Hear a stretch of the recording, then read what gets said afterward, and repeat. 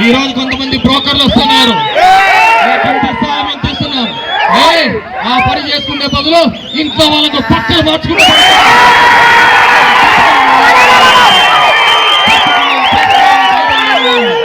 ఏం చేశామో చెప్పుకొని తమ్ములేనాయి మీరేంద్ర మా ముదుగుప్పులేకి వచ్చి చేస్తారు. ఈ రోజు చెప్తున్నా, మొన్న 10,000 దగ్గర మెజార్టీ వచ్చింది.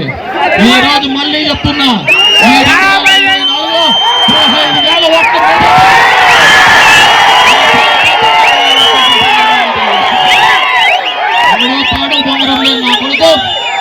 ఎవడో తాడు బొంగరం లేని నా కొడుకు ఢిల్లీ నుంచి వచ్చి ఈ కేతిరెడ్డిని శాసిస్తాడా? నీ దగ్గర ఉండే బ్రోకర్ నా కొడుకు.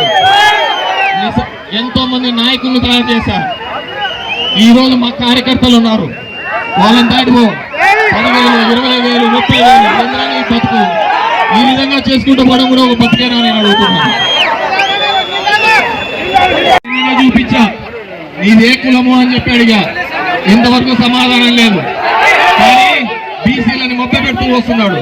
నేను చెప్తున్నాను, ఈ రోజు అక్క ఉంది బోయ శాంతమ్మ, నేను చెప్తున్నాను, నువ్వు యాదంటున్నావు, నేను సర్టిఫికేట్ చూపించా. నువ్వు మరాఠీ ఓసీ అని చెప్పేసి నేను సర్టిఫికేట్ చూపించా. నీకు దమ్ముంటే కాదు, నేను మరాఠీని కాదు యాదవ్ అని చెప్పి దమ్ముంటే చూపించు.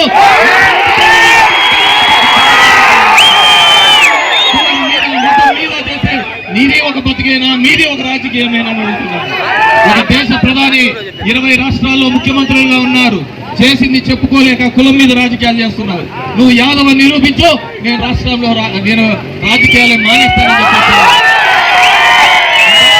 దొంగ సర్టిఫికెట్లు దొంగ బతుకులు బతకడానికి ఢిల్లీ నుంచి రావాలా అని చెప్పేసి నేను అడుగుతున్నాను. ఈ రోజు ఒక్క కేతిరెడ్డిని, మీ కేతిరెడ్డిని ఎదుర్కోవడానికి హీరోయిన్లు వస్తున్నారు, ఎమ్మెల్యేలు వస్తున్నారు, కేంద్ర మంత్రులు వస్తున్నారు,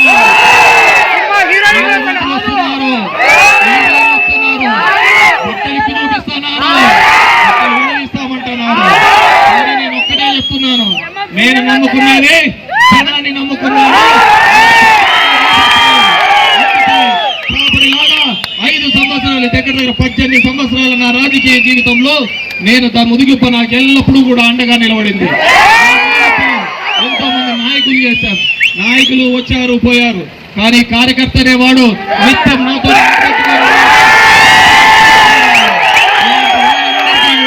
ఖచ్చితంగా తగిన బుద్ధి ఈ ఓటు రూపంలో తెలియజేద్దామని చెప్పేసి తెలియజేసుకుంటూ, మీ ఊర్లో ఎవడైనా కానీ లీడర్లను కొనుక్కోవాలని కానీ ఇంకో పద్ధతిలో ఇస్తే ఆ కార్లు బద్దలు కావాలి, వాళ్ళకి